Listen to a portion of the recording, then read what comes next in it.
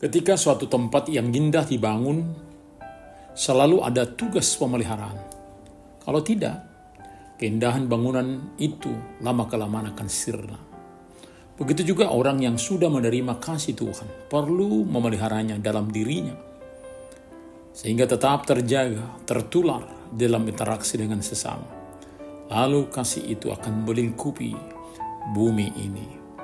Selamat hari Minggu ke-21 setelah Trinitatis, Bapak, Ibu, Saudara-saudara, anak kami yang terkasih.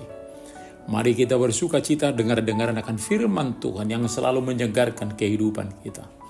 Immanuel, kita berdoa. Damai sejahtera Allah yang melampaui segala akal akan memelihara hati dan pikiranmu dalam Kristus Yesus. Amin. Firman Tuhan bagi kita tertulis dalam Yudas 1 ayat 17-23. Adapun kamu, saudara-saudara yang kekasih, ingatlah apa yang dahulu telah dikatakan oleh rasul-rasul Tuhan kita Yesus Kristus. Sebab mereka telah mengatakan kepada kamu, menjelang akhir zaman akan tampil pengejek-pengejek yang akan hidup menuruti hawa nafsu kefasikan mereka. Mereka adalah pemecah belah, manusia duniawi yang tidak memiliki Roh Kudus. Namun kamu, saudara-saudara yang terkasih, dengan membangun dirimu di atas dasar imanmu yang paling suci dan berdoa dalam Roh Kudus, peliharalah dirimu dalam kasih Allah sambil menantikan rahmat Tuhan kita Yesus Kristus untuk hidup yang kekal. Tujukanlah belas kasihan kepada mereka yang ragu-ragu. Selamatkanlah yang lain dengan merenggut mereka dari api. Tunjukkanlah belas kasihan yang disertai rasa takut kepada orang-orang lain juga.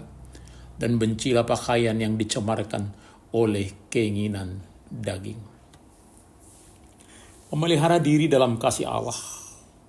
Kekuatan ini akan memampukan seseorang boleh senantiasa melakukan kebaikan-kebaikan kepada sekitar. Kasihlah yang mempermudah berbagai kesulitan boleh diselesaikan. Juga melahirkan perdamaian di antara sesama. Pesan para rasul Tuhan sangat perlu diingat, bahwa menjelang akhir zaman akan tampil pengejek-pengejek yang akan hidup menurut hawa nafsu kefasikan mereka. Mereka adalah pemecah belah, manusia duniawi yang tidak memiliki Roh Kudus. Maka jemaat, jangan kaget dan takut. Hal itu dulu sudah diingatkan tentang apa yang akan terjadi. Tugas anggota jemaat adalah tetap hidup di dalam bangunan iman.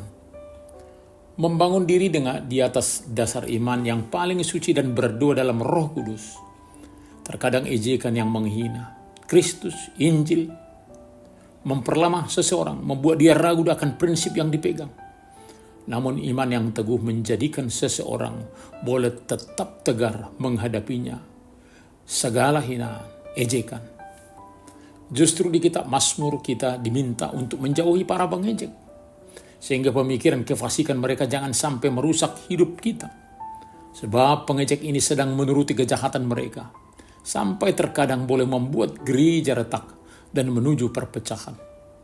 Maka bila dikatakan gereja masih gereja yang berjuang, dalam bahasa Latin Ecclesia Militans, belum gereja yang sudah berkemenangan Ecclesia Triumphans, maka tetaplah hidup dalam iman menghadapi berbagai cobaan. Ketika Nabi Elisa diejek fisiknya oleh anak-anak, dia tetap mengatakan firman Tuhan. Raja Daud juga diejek saat menari-nari memuji Tuhan. Dia tetap melangsungkan pujian.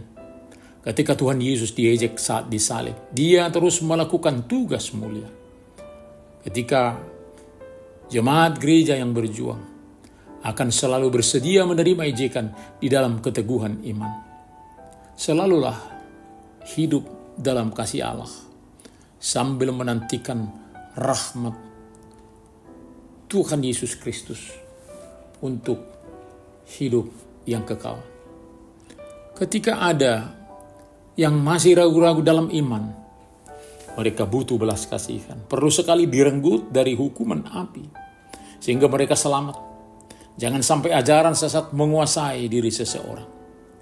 Hidup orang beriman ada dalam belas kasihan yang disertai rasa takut kepada orang-orang lain. Maka di dalam kekudusan kita di dalam kerangka memenangkan orang lain. Jangan sampai salah kaprah, sehingga kemarahan yang kita ungkapkan justru tidak menyelamatkan, namun menjauhkan mereka dari persekutuan. Menegur orang bersalah sudah sangat tepat, namun jangan sampai teguran tidak sampai disebabkan cara kita yang kurang tepat. Maka firman Tuhan sudah mengingatkan itu. Bila saudaramu bersalah, tegurlah dia dengan 4 mata. Artinya tujuan untuk memenangkan boleh tercapai. Jangan karena dia merasa dipermalukan, dia tidak diubah oleh kuasa firman. Namun di sini juga dikatakan harus membenci pakaian yang dicemarkan oleh keinginan daging. Setiap orang yang dipanggil ke dalam persekutuan akan mengalami perubahan oleh panggilan itu. Maka segala hal yang bertentangan dengan kehendak Tuhan tidak lagi melekat dalam dirinya, tetapi benar-benar dapat ditinggalkan. Hiduplah selalu di dalam belas kasihan Tuhan, sekaligus telah menang dan boleh memenangkan sesama dari para pengajar-pengajar sesat yang selalu melawan Tuhan di dalam hidupnya. Amin, kita berdoa. Terima kasih Tuhan untuk firman-Mu di minggu ini. Dalam setiap zaman selalu ada penyesat yang hendak menghancurkan persekutuan dengan Engkau. Biarlah selalu yang percaya kepadamu tetap setia, memiliki iman yang teguh, hingga boleh menjadi teladan menarik banyak orang hidup di dalam iman. Sertai kami ya Tuhan setiap saat untuk boleh hidup dalam kehendak-Mu. Pulihkan orang-orang yang menderita, yang selalu berharap kepadamu. Terima kasih Bapa. Hanya dalam nama Tuhan Yesus kami berdoa. Amin.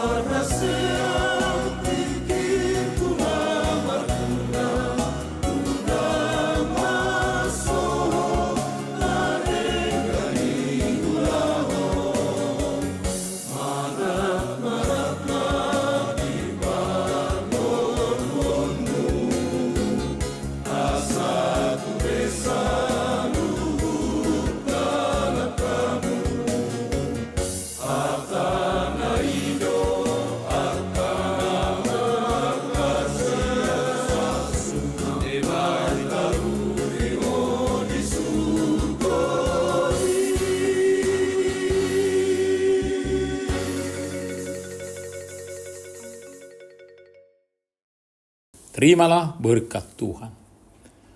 Tuhan memberkati engkau dan melindungi engkau. Tuhan menyinari wajahnya kepada engkau dan memberi engkau kasih karunia. Tuhan menghadapkan wajahnya kepadamu dan memberi engkau damai sejahtera. Amin.